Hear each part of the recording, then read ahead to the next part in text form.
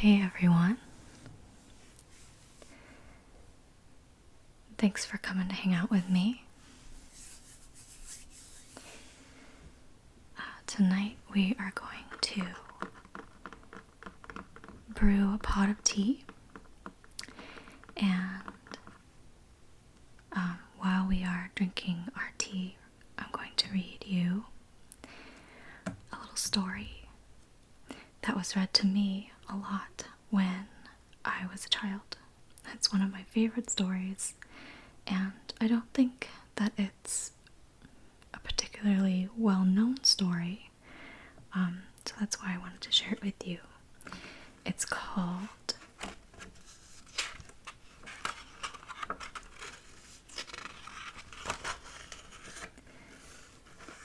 The Mountains of Tibet.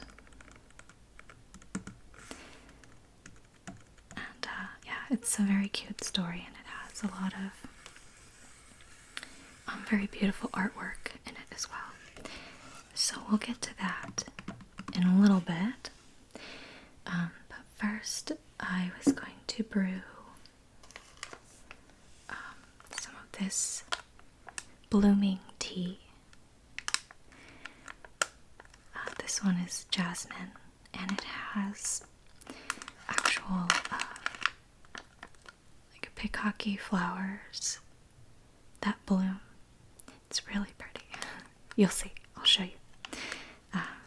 So it comes in this little package here, and I'm going to brew it in this glass teapot that sort of has like the front part of it is just glass. It's almost like a little display case for your blooming tea. I got this from Adagio. Or no, I got the tea from Adagio.com. You can see that here. It's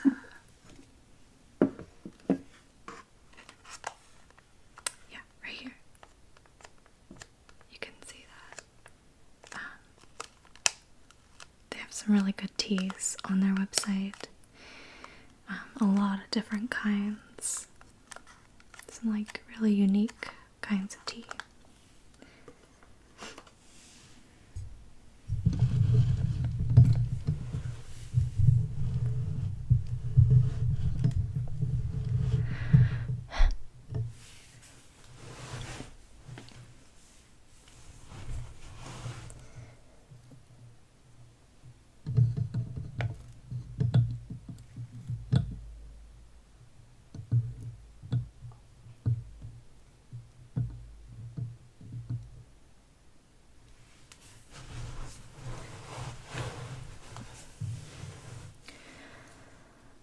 Anyway, so,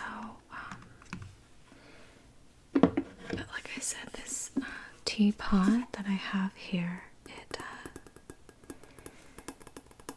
it's glass on the front, so you can see the blooming tea inside as it's blossoming. And it's almost like its own little display case. And this, I'm not really sure where I got this actually. I think it was a gift, but anyway. So before we read our book, I will start boiling the water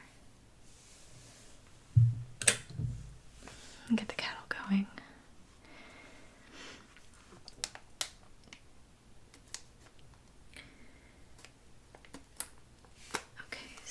I'm gonna go ahead and just open my little package here.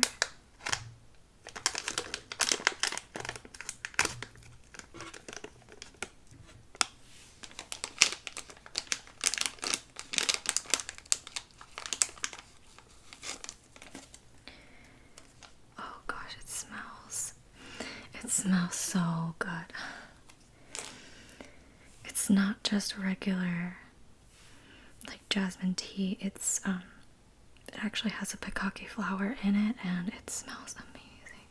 So this is what it looks like. It's just this little ball. See? It's really tight. You can see on the bottom like how it's sewn. Like that. It almost looks like a little mushroom cap or something.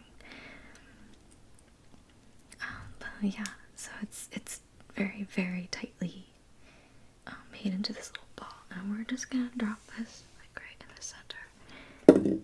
Oh, I think it's upside down. Hold on. Let me just. Oh, there we go.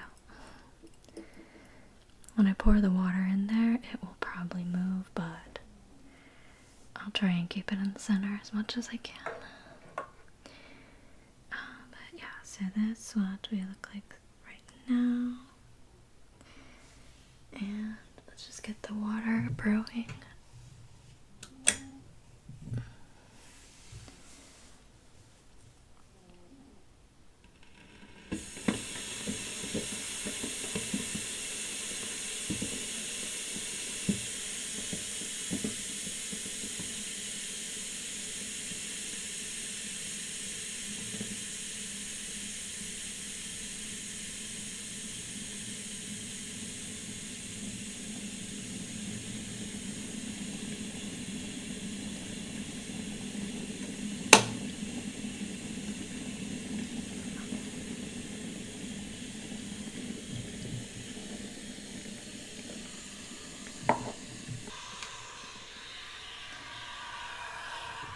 Okay, my boiling kettle now. I'm gonna pour it in.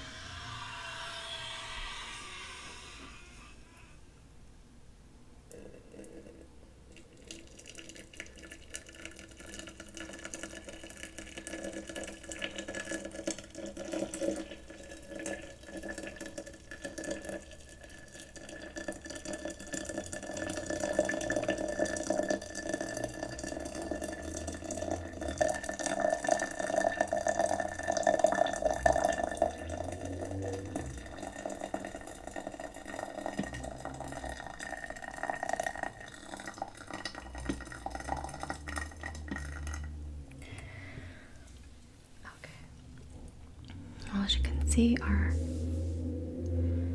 tea ball has decided to float. Maybe it will settle down in a little bit. But as you can see, it's basically already started to open up. And you can see the flower in the middle.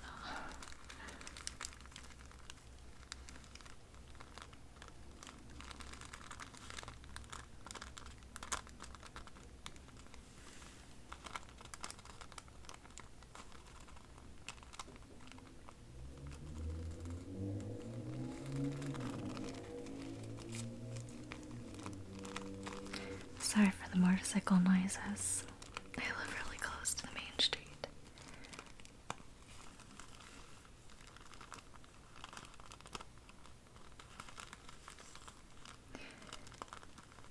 Yeah, so this one opens up and it makes like this little arch.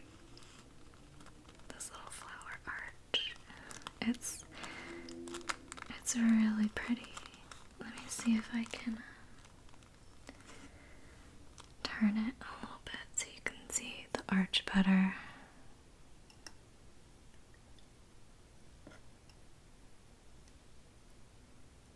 There we go. It almost looks like a sea anemone or something, right?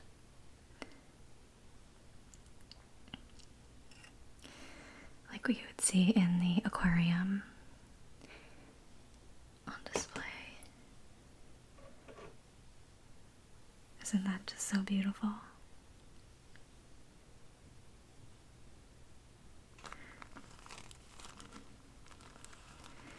So I'm just gonna let that sit for a little bit.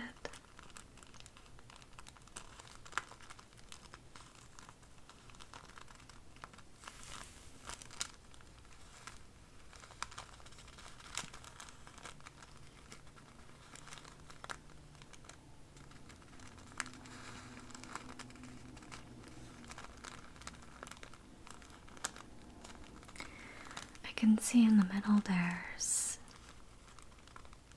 a ball still.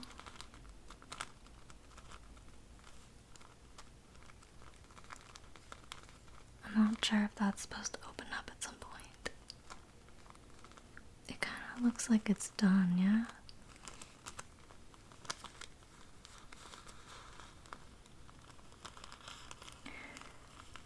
But I've had this tea before, and like I said, it's not just jasmine. It's peacocky jasmine. It's a specific type. And peacocky flowers, they smell really good, and you get that aroma, that peacocky aroma, as you're smelling or as you're drinking your tea. It kind of just wafts up, and it's so nice.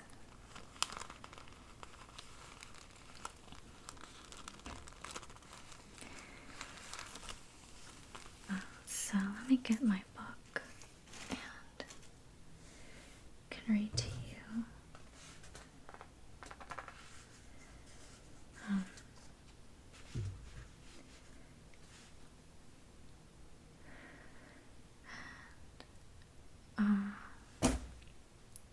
I'm not sure if it's been 5 minutes yet, but I'm gonna go and just pour myself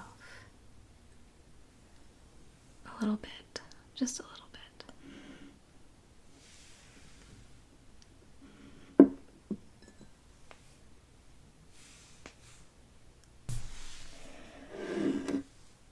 Okay.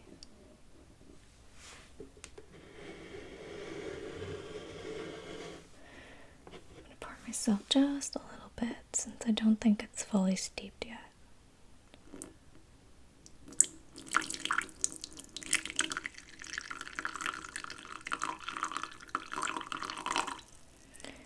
Okay, that's good enough. For me to just sip on a little bit. Okay.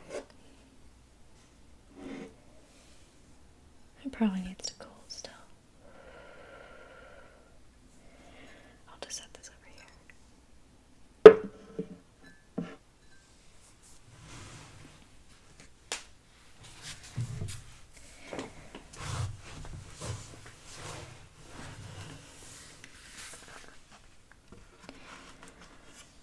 Okay, so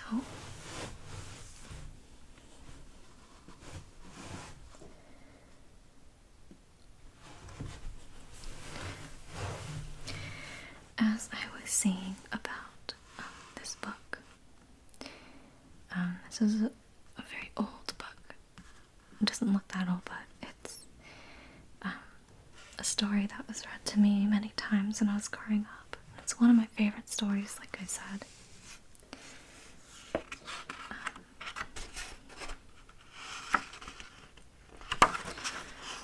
Called The Mountains of Tibet.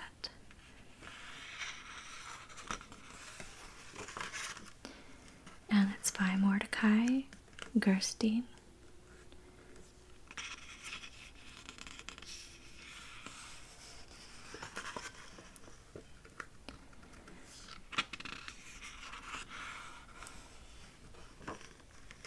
Okay.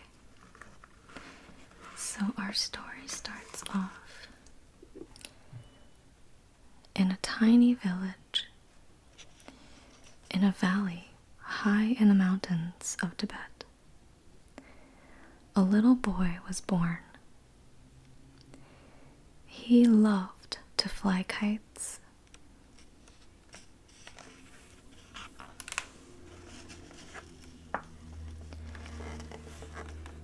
On clear nights, he looked up at the Milky Way and the stars.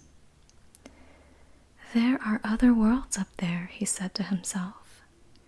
Someday I'm going to visit them.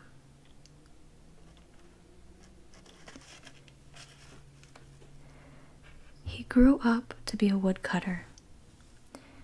As he gathered his wood, he looked out beyond the far mountains. There are other countries out there, he said to himself. Cities and oceans and people of all races. Someday I'll go to see them.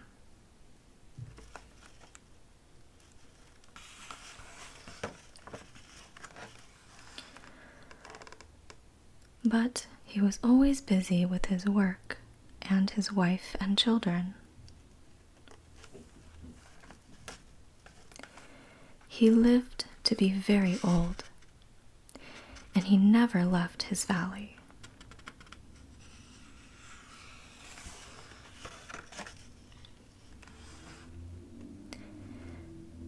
Then he died.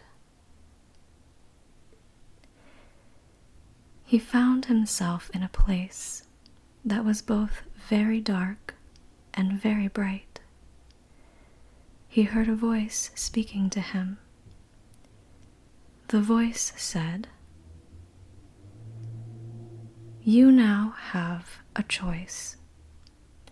You may become part of the endless universe that some call heaven, or you may live another life."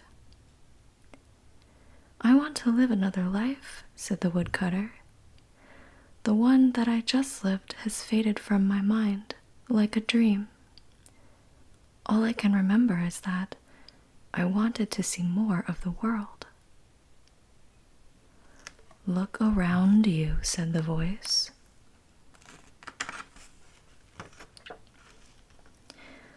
The woodcutter looked out and saw all the worlds of the universe. They blazed and spun like fireworks on New Year's Eve.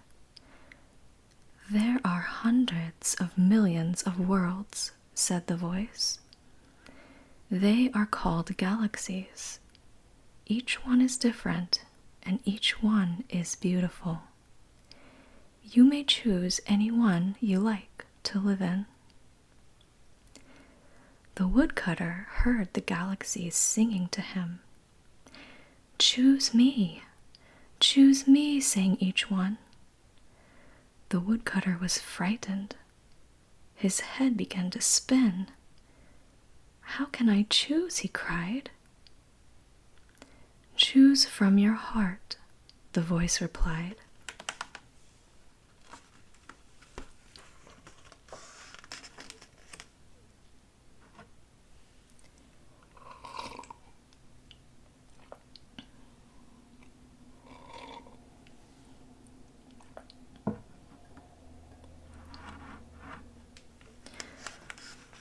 There was a pinwheel-shaped galaxy that looked like a great splash of milk. "I like that one," said the woodcutter. "That galaxy has hundreds of millions of stars," said the voice. "They come in all shapes and sizes, and anyone you like may be your own." All the stars of the galaxy sparkled for the woodcutter. They flashed like fireflies in the woods on a summer night. But one star caught his eye. It was light and warm and golden.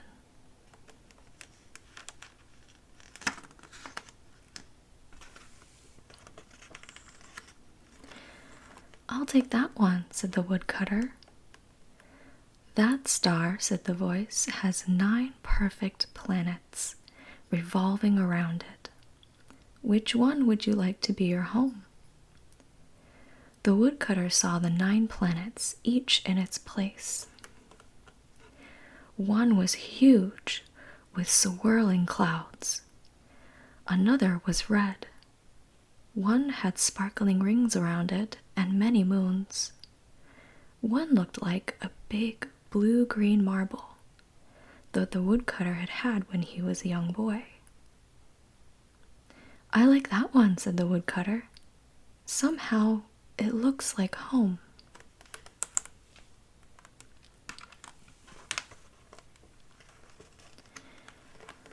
"On that planet," said the voice, "live hundreds of thousands of different and wonderful creatures.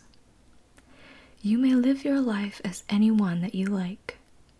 Which one will you be?" The woodcutter looked again, and there were all the different creatures parading past him. Some that swam, some that danced, and some that flew. "Come, be like me," each one of them called. "See how much fun you'll have. See how beautiful you'll be."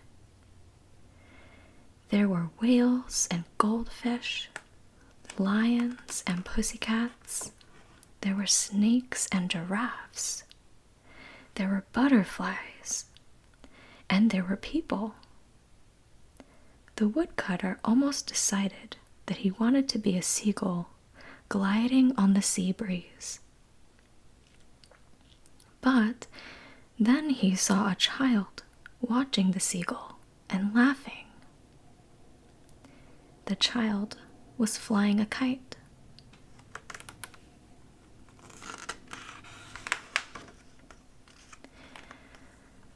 "I want to be a person," said the woodcutter. "There are thousands of kinds of people in this world," said the voice, each with different dances and delicious dishes. "You may join any kind that you like." The woodcutter looked and saw all the people of the world dancing around him. They looked like flowers. There were red and white and golden people. There were black and brown and pink people. Some were feathers and some were silks. Some were plaid and some were stripes. They all danced their dances and called to him in all of their different languages. "Just taste this," they called, holding out their most tempting dishes. "This is the hardest choice," said the woodcutter.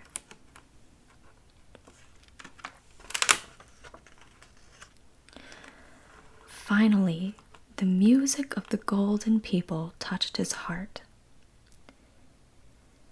"I will join them," he said. "Now," said the voice, "where on the planet would you like to be born? It may be anywhere you like." Then the woodcutter saw all the countries that he had never seen during his life. He saw forests and plains. He saw deserts and green islands. He saw great cities and lush jungles. But there was one green valley, high in the craggy mountains, that seemed to wink at him and whisper old familiar stories.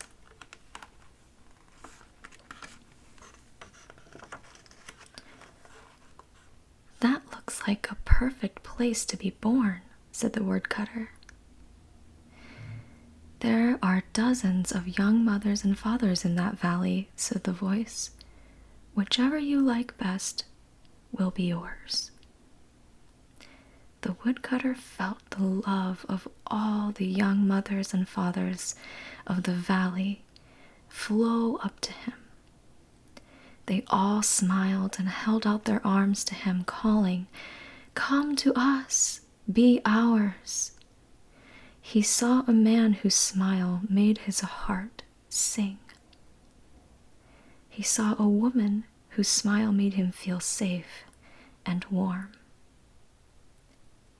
"I want them to be my parents," he said.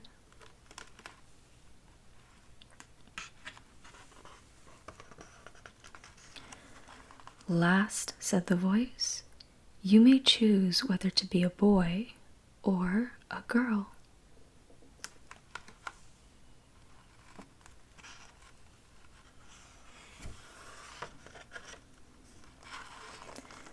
"I seem to remember that I was a boy," said the woodcutter. "This time, I would like to see what being a girl is like."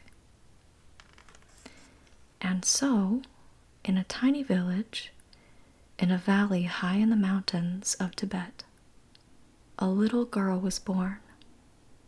She loved to fly kites.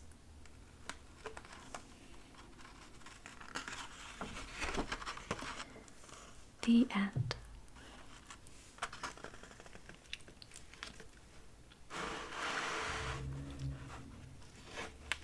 And as a note here,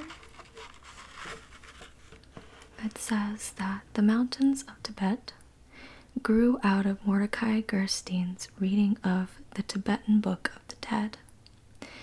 The illustrations were done on arches of watercolor paper with watercolor and gouache. I'm not sure if I'm saying that right. Mordecai Gerstein was born in Los Angeles and lived for over 25 years in New York City. Now resides with his wife and daughter in Western Massachusetts. He's been a painter, a sculptor, a director of animation, and a filmmaker. Mr. Gerstein has written and illustrated many children's books, including Arnold of the Ducks, a school library journal, Best Book of Spring, 1983, The Room, and most recently, Tales of Pan. And this particular book was published, let's see, what does it say here? In 87. Yeah, this one was published in 87 too. Yeah.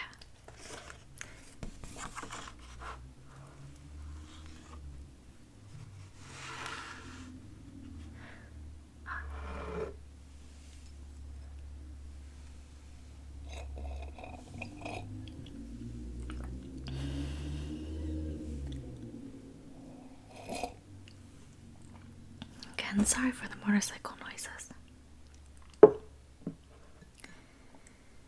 Alright, everyone. Thanks again for joining me. I hope you enjoyed the story. It's one of my favorites. I'm glad to share it with you.